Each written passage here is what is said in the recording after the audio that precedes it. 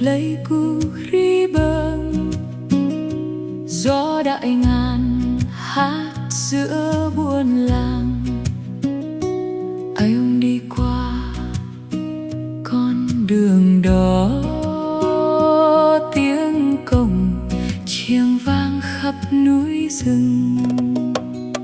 Mặt trời lên bên hàng thông xanh, suối Ia trong chảy mãi hiền hoa.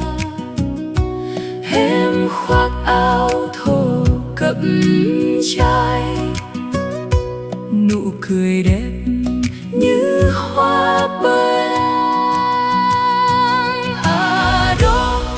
Ado trai pleiku,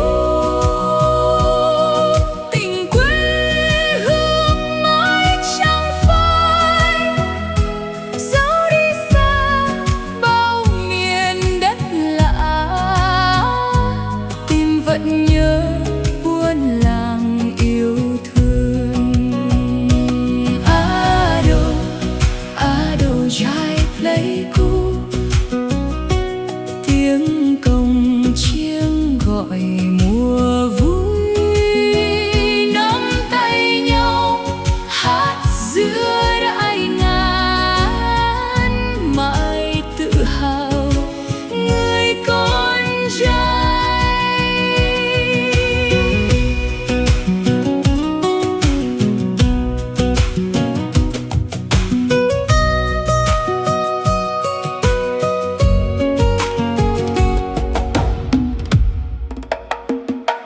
Ado trai pleiku ribbon.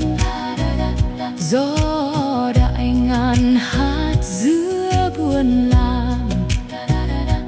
Ai ông đi qua con đường đó, tiếng cồng chiêng vang khắp núi rừng.